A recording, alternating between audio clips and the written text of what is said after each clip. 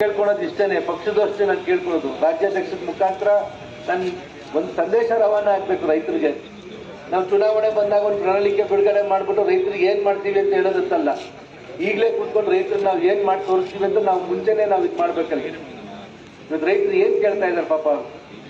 ಒಂದಿನ ರೈತರು ಕೆಲಸ ಮಾಡಲ್ಲ ಅಂತಂದ್ರೆ ಒಬ್ಬರಿಗೆ ಒಂದು ಹೊತ್ತು ಊಟ ಸಿಗಲ್ಲ. ಇಲ್ಲಿ ಅರ್ಥ ಮಾಡ್ಕೊಬೇಕು ಅವರು. ನಿಮ್ಗೆ ಕರೆಕ್ಟ್ ಆಗಿ ನಿಮ್ಗೆ ಬೆಲೆಗಳನ್ನ ನಿಗದಿಪಡಿಸಕ್ ಆಗ್ತಿಲ್ಲ, ಇಲ್ಲಿ ಮಾರುಕಟ್ಟೆಗೆ ತರಕ್ ಆಗ್ತಿಲ್ಲ, ಮಧ್ಯವರ್ತಿಗಳ ಹಾವಳಿ ಜಾಸ್ತಿ ಆಗ್ತಾ ಇದೆ. ನಿಮ್ದು ಈ ಕಡೆ ಗ್ಯಾರಂಟಿ ಸ್ಕೀಮು ಸರಿಗೆ ಹೋಗ್ತಾ ಇಲ್ಲ, ಇಲ್ಲಿ ಈ ಸರ್ಕಾರದ ನಡವಳಿಕೆ ಸರಿಗೆ ಆಗ್ತಾ ಇಲ್ಲ ಇಲ್ಲಿ. ಆಮೇಲೆ ಇವತ್ತು ಏನು ಮುಖ್ಯಮಂತ್ರಿ ಬದಲಾವಣೆ ಆಗ್ಬೇಕಂತ ಕೂಡ ಏನು ಊಹಾಪೋಹಗಳು ನಡೀತಾ ಇದೆ ಇಲ್ಲಿ. ಇದ್ರ ಮಧ್ಯದಲ್ಲಿ ಆಡಳಿತ ಕೂಡ ಅವ್ರ ಕೈಯಲ್ಲಿ ಇಟ್ಕೊಳಕ್ ಆಗ್ತಾ ಇಲ್ಲ. ಸೊ ಇದೆಲ್ಲ ನೋಡಿದ್ರೆ ಯಾಕೋ ಈ ಸರ್ಕಾರ ಕೇವಲ ಅಧಿಕಾರ ಮತ್ತೆ ಕುರ್ಚಿಗೋಸ್ಕರ ಅಂದ್ಕೊಂಡು ಏನು ನಮ್ಮ ಮೇಲೆ ಒಂದು 40% ಆರೋಪ ಅಂತ ನಿನ್ನೆವರೆಗೂ ಎಲ್ಲ ಮಾಡ್ತಾ